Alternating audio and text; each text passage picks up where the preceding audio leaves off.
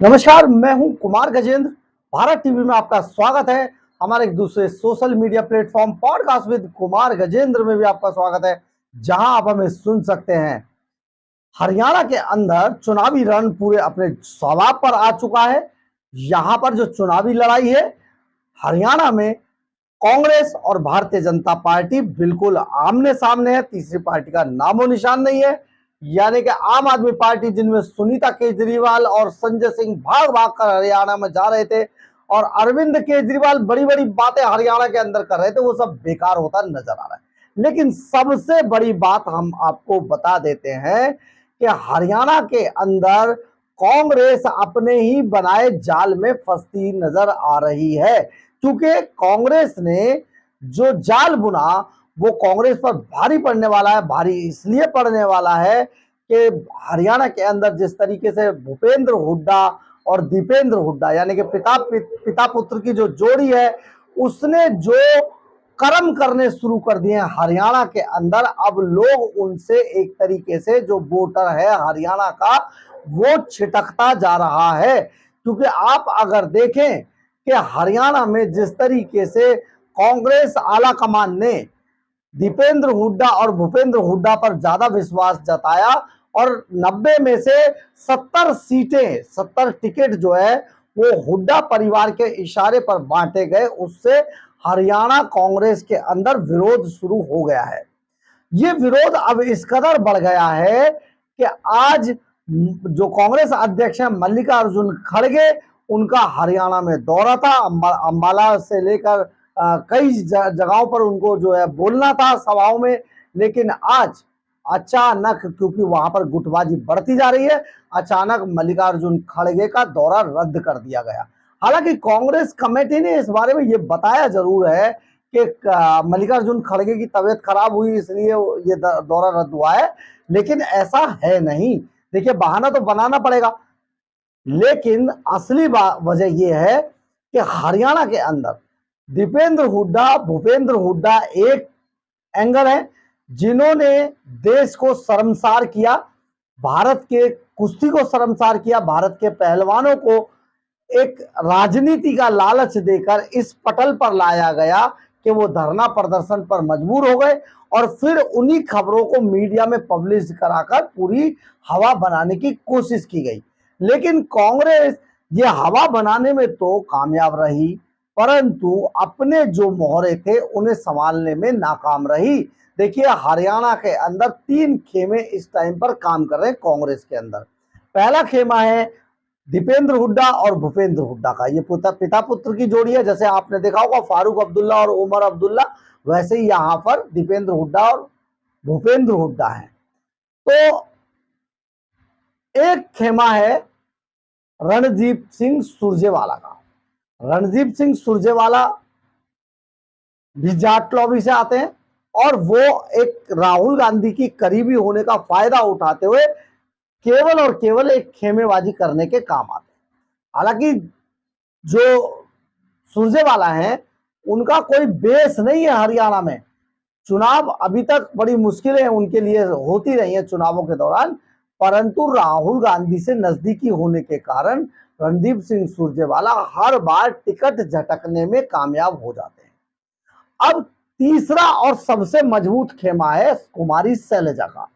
कुमारी शैलजा के बारे में कई जातिवाचक, जाति सूचक शब्द बोले गए हैं और दीपेंद्र हुड्डा और भूपेंद्र हुड्डा की कट्टर दुश्मनी है कुमारी शैलजा से। कुमारी शैलजा भी कांग्रेस आलाकमान से आती हैं और वो अभी तक उनका लंबा चौड़ा कैरियर कांग्रेस के अंदर रहा है और कांग्रेस आलाकमान हमेशा से कुमारी शैलजा पर बड़ा विश्वास करता आ रहा था।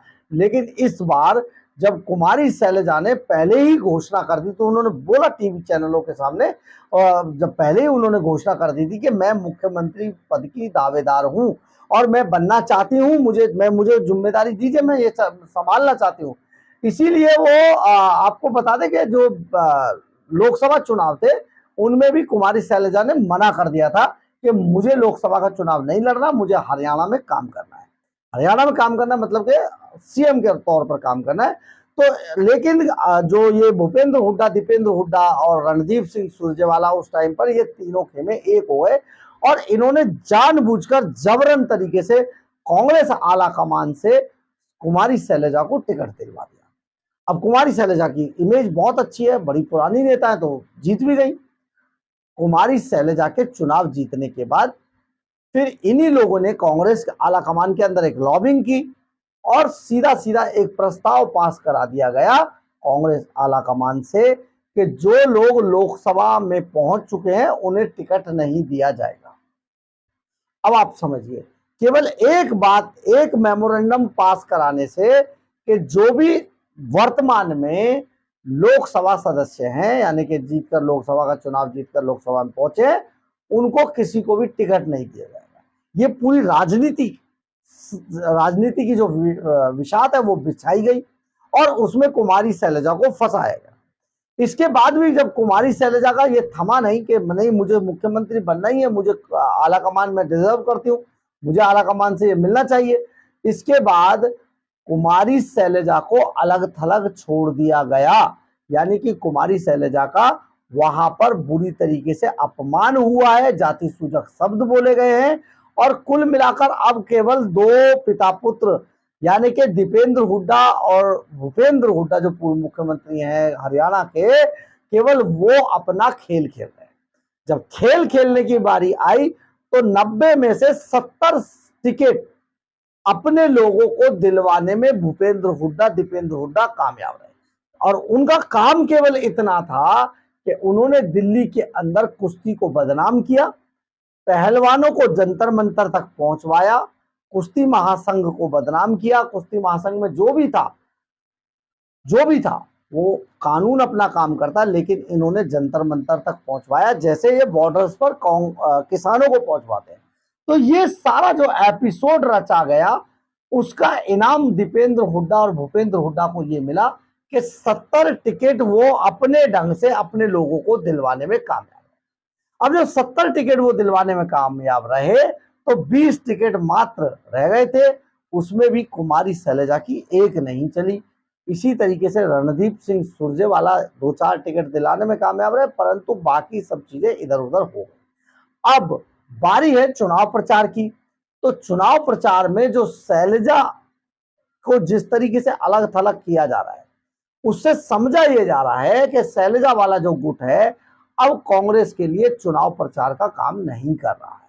उधर रणदीप सिंह सुरजेवाला की भी भूपेंद्र हुड्डा, दीपेंद्र हुड्डा से 36 का आंकड़ा है। अब ये भी गुट अलग हो गया, यानी कि अब हरियाणा के अंदर केवल और केवल भूपेंद्र हुड्डा पूर्व मुख्यमंत्री और उनके बेटे दीपेंद्र हुड्डा दोनों खेल खेल रहे हैं। और ये इनाम विनेश फोगाट और बजरंग पूनिया वाला है, पहलवानों को जो जंतर मंतर पर बिठाया था, इससे इनका ये इनाम मिला है। और ये सारा खेला जो किया गया है इसी के बदले इन्हें 70 टिकटें इनके लोगों को इनके इशारे पर दी गई है। परंतु इस सब से एक बात चरम पर आ गई है और वो बात है गुटबाजी की। अब हरियाणा कांग्रेस में जिस तरीके से गुटबाजी चल रही है उससे हरियाणा के अंदर कांग्रेस का उबर पाना बेहद मुश्किल काम है।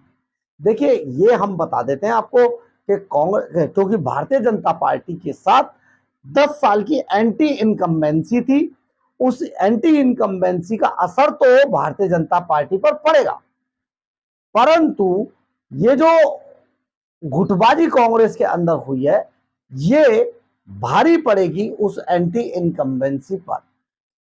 अब हम आपको एक और बात बता देते हैं कि यहां पर अरविंद केजरीवाल की जो पार्टी आम आदमी पार्टी है वो चाहे 10 वोट किसी के काटे, वो 10 वोट जो कटेंगे वो कांग्रेस के कटेंगे, भारतीय जनता पार्टी के वोट नहीं डिडक्ट कर पाएंगे। क्योंकि जो आम आदमी पार्टी है उस वो जहां पर भी गई है, देखिए आप किसी भी स्टेट में देख लीजिए, पंजाब के अंदर भी जो आम आदमी पार्टी थी उसने केवल और केवल कांग्रेस को नुकसान पहुंचाया था। दिल्ली के अंदर सारा वोट बैंक आम आदमी पार्टी हड़प गई थी। इसी तरीके से गुजरात, गोवा, जहां जहां भी आम आदमी पार्टी गई है वहां पर जो कांग्रेस का वोट प्रतिशत है वो कम हुआ, यानी कि कांग्रेस का वोट आम आदमी पार्टी को पड़ा, इससे बीजेपी को कोई नुकसान नहीं हुआ।